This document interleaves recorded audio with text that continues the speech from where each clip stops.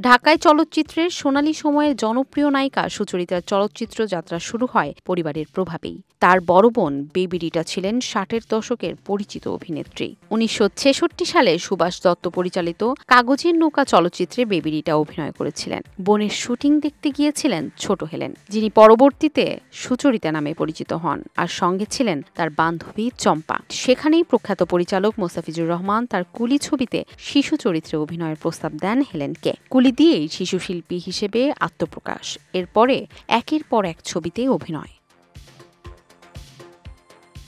নায়িকা হিসেবে তার আত্মপ্রকাশ ঘটে ১৯৭২ সালে আজিজুর রহমান পরিচালিত স্বীকৃতি ছবিতে। এরপরই শুরু হয় এক নতুন অধ্যায়। মায়াময় চেহারা, অভিব্যক্তিতে দক্ষতা, গ্ল্যামারে ভরপুর উপস্থিতিতেই দ্রুতই হয়ে ওঠেন ঢালিউডের ড্রিম গার্ল। ১৯৭৭ সালে জাদুর বাঁশি সিনেমা তাকে পৌঁছে দেয় জনপ্রিয়তার শিখরে। ৮০ দশকে তিনি ছিলেন বাংলাদেশের শীর্ষস্থানীয় নায়িকাদের অন্যতম। সাফল্যের মধ্যেই শুরু হয় তার ব্যক্তিগত জীবনের আলোছায়ার খেলা। সহ অভিনেতা জসিমের সঙ্গে প্রেমের সম্পর্কের খবর ফাঁস হয়ে পড়ে পরিচালক আমজাদ হোসেনের মুখে। সেই ঘটনায় ক্ষিপ্ত জসিম মারধরও করেন আমজাদ হোসেনকে, কিন্তু ভালোবাসা থেমে থাকেনি। শেষ পর্যন্ত জসিমকে বিয়ে করেন সুচরিতা।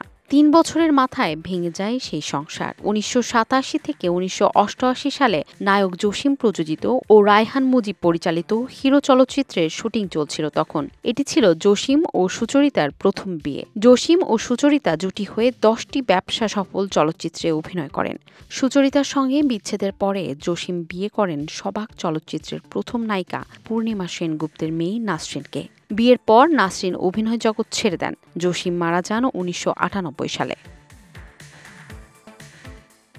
জসিমের সঙ্গে বিচ্ছেদের পরও থেমে থাকেনি সুচরিতা। সময়ের সঙ্গে তার প্রেমের গল্প ছড়িয়েছে দেশ থেকে দেশান্তরে। একসময় শোনা যায় দুবাই প্রবাসী মিন্টুর সঙ্গে তার প্রেমের খবর। প্রতিদিন দুবাই ফোন করে কথা বলতে গিয়ে মাসে লাখ টাকার টেলিফোন বিল দিয়েছেন তিনি। শেষ পর্যন্ত বিয়েও করেন মিন্টুকে, কিন্তু কয়েক মাসেই সেই সম্পর্কের পরিসমাপ্তি ঘটে।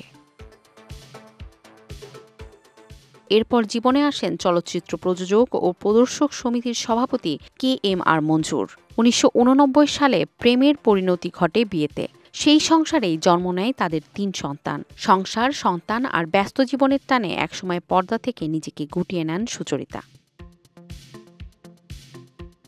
তবে সুখের গল্প বেশি দিন স্থায়ী হয়নি।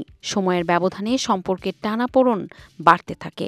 ২০১২ সালে আনুষ্ঠানিকভাবে বিচ্ছেদ ঘটে KMR মঞ্জুর ও সুচরিতার। মঞ্জুর বলেছিলেন, সুচরিতার সঙ্গে আমার সম্পর্ক কেবল কাগজ কলমেই টিকেছিল ১ যুগেরও বেশি সময়। এই দম্পতি ২ মেয়ে ও ১ ছেলে। তাদের ৩ সন্তানই বিদেশে পড়াশোনা করছেন। ২০১৬ সালে মারা যান চলচ্চিত্র প্রযোজক KMR মঞ্জুর। সুচরিতার জীবন যেন এক পূর্ণদৈর্ঘ্য চলচ্চিত্র। শৈশবের আলো, যৌবনের প্রেম, সংসারের ভাঙাগড়া আর আজকের প্রজ্ঞার মিশেল। সময়ের পরিক্রমায় তিনি এখনও ঢাকায় সিনেমার ইতিহাসে এক অনন্য নাম, যার জীবন গল্প এখনও দর্শকের কাছে সমান আকর্ষণীয়, সমান হৃদয়স্পর্শী। Dhaka express desk report.